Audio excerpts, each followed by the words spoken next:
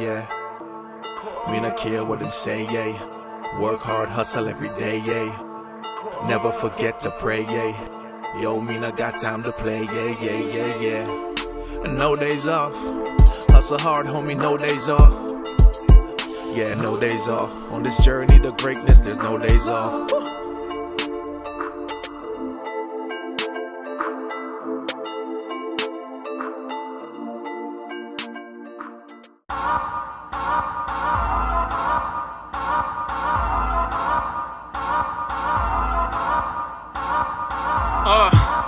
I must have a holy anointing, boy, everything I touch is blessed. I'm trying to be up with the greatest, you know I won't settle for less. So God is my witness, I free up, then re-up, don't ease up, just flex. I promise I'm scoring like Jordan going to his left. I always shoot with finesse, so bounce to me, yeah. Bounce to me, yeah. Whole team dogs tryna pounce to me, yeah. Feeling like Zap, making sounds to me, yeah. More bounce to the ounce to me, yeah. I said, ¿Qué onda, wey, mamacitas? Mexicanas y las boricuas. Si puede bailando conmigo, entonces lo dime arriba. Yeah. I seen the marks of a lurking, yeah. Had to restart, so pick up the parts to go to my mama's apartment and working there. Now y'all talking some murking, yeah. I'm Mozart with the verses, yeah. And you don't wanna start me, I got the bars to let off a spark. You know I'm putting work in there. My hustle been there, don't you dare try knock it. They looking at me like I talk with my neck out of socket. But when D-line blitz them, you gon' see them scrambling. See, they know they out of pocket. Man, y'all sound like sheep to me. You won't agree with me unless I'm mad where you flocking. But taking L's ain't an option, so I'm about to eat while the beat stay knocking. I said we gon' keep on rolling till them wheels go falling off. Ain't nobody tell me nothing, I ain't hearing none of y'all. Ain't no way I call it off, I just roll with all my dogs. Oh yeah, good Lord. My face above the water, my feet can touch the ground, it feels like I can see the sands on the horizon. Every time you are not around, I'm slowly drifting away, wave after wave, wave after wave. I'm slowly drifting away, and I feel it was going somewhere though, just know that I didn't wanna talk about in terms of building a brand and stuff. I think that was where Kevin Hart would have separated himself from everybody, all the other comedians. His brand is so strong and effective. It's so important to know that that's a strategy that we gotta have with entrepreneurs. Of course. Sometimes the entrepreneurs don't seem to understand that they are a brand, whether they believe it or not. Yeah. When people think of brand, they think of large corporations and big box names, but Shakira Doughlin is a brand. Of course it is. And when you understand that value, it gives you a competitive advantage. I may not be the best public speaker or the best business person, but my brand may be solid enough or strong enough to give me a foot in the door. There's somebody who may be a better speaker than I am, can't get that foot in the door. Yeah, it's just a combination of a lot of different things that are unique to some people. There's some people who don't even try and they have a following. They just put up a couple pictures or they post here and there or they vlog. And they find they get a huge following simply because of their personality. Right. Like they don't have a formula, they just become themselves on the platform. And they have a following. So yeah, you gotta separate yourself.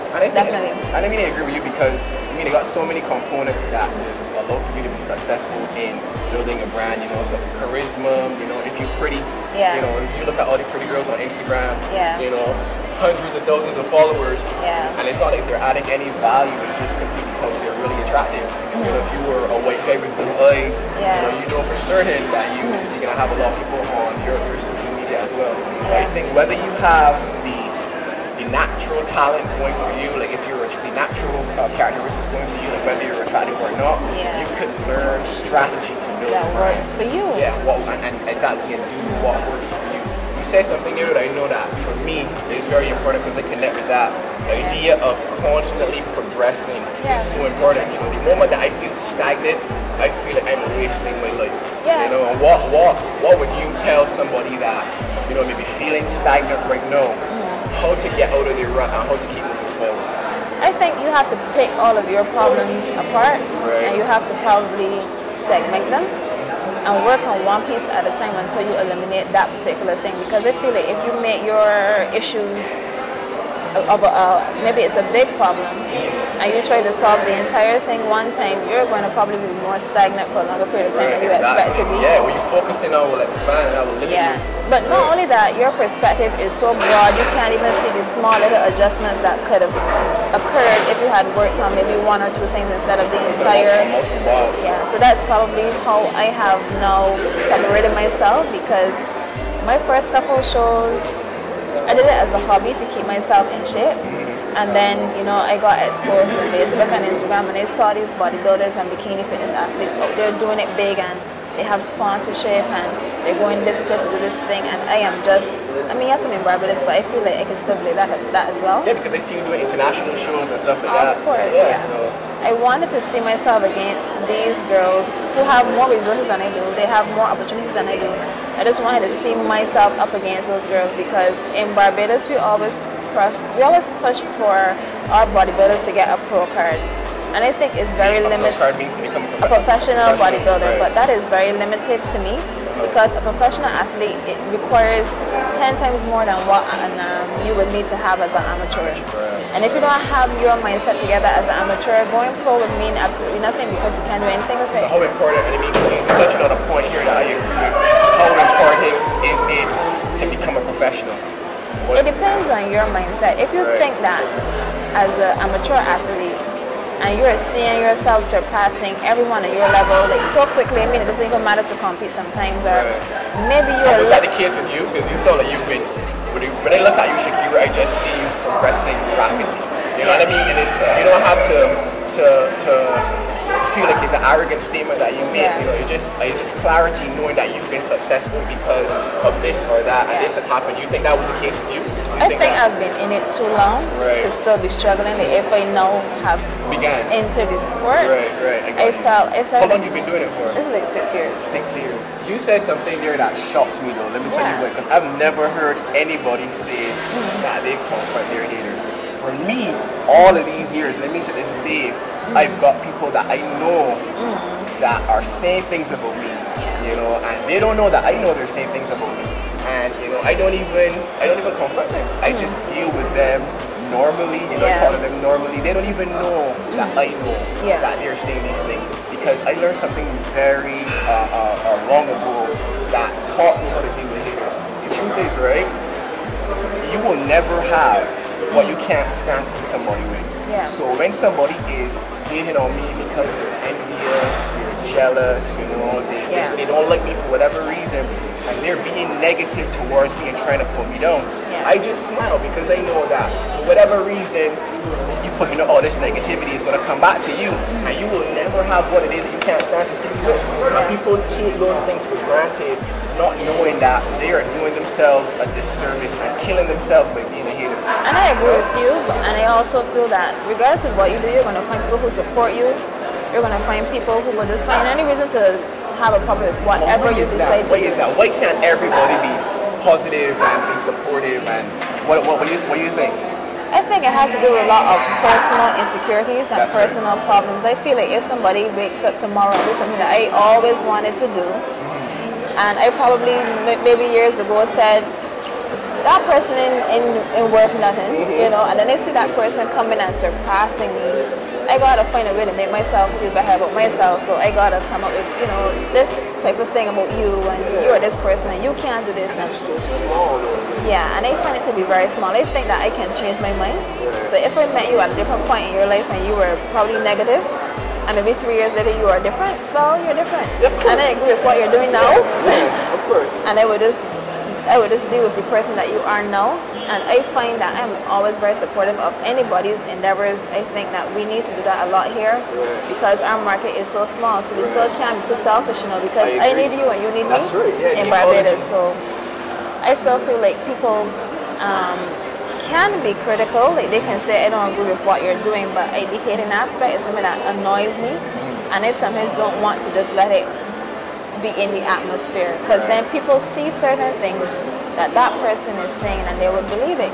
be. I agree. You know, so sometimes I wanna. And sometimes it may be that you didn't even do it intentionally. Yeah. You know, but people would have painted this picture of you, and you did something that would have maybe appeared to confirm what that person said, and you know, you are at disadvantage because of right. that. So in what you're talking about is probably when I would say something is to make it very clear that that's not what I was trying to do. I could never do a presentation. I could never go in front of anybody and speak. I would get cold sweats. I would walk off the stage away from the group. What caused you to develop that skill to be able to do that, that courage to be able to do it? Because I knew it was a problem. Right. I knew that if I couldn't even get through level 1 at Exactly. uni, well, level 2 and level 3 will be. Yeah, that's so I started to do debate clubs. I started to do promotional work. So you invested in yourself to develop those skills. Yeah, of course. Yeah, to try to help me come out of my shell a bit more and probably cope easier. And you know what the joke is? The joke is that I'm a teacher now. You're a teacher now. Wow. So I'm in front, like 600 children every day. And it comes natural to you. And it's sometimes it's so scary. Right. But I'm able to deal with it in a manner that I find I'm very comfortable with now. I'm confident with it now. And sometimes although I may still have my little shaky moments where I get nervous, I'm still okay. Of course, and like you just said something too that just sparked something in my mind, and I think we can end with this.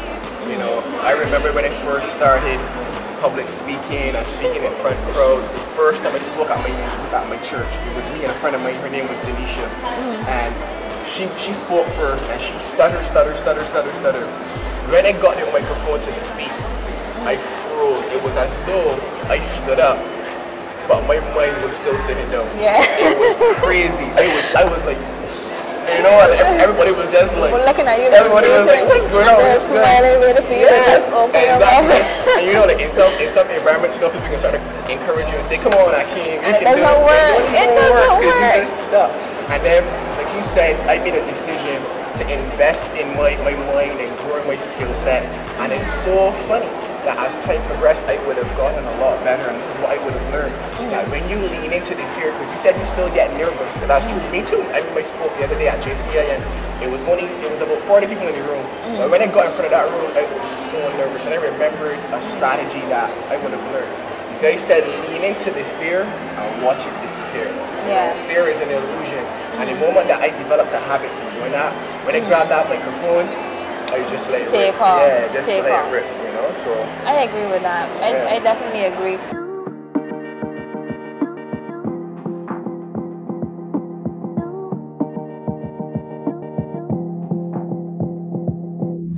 Shooting episode 3 of Journey to Greatness. Look, we got a new cameraman today. Normally it's fresh, but we got Romario instead for a few. But listen guys, next episode is going to be fire too. But if you haven't watched episode 2 yet, go to my YouTube channel.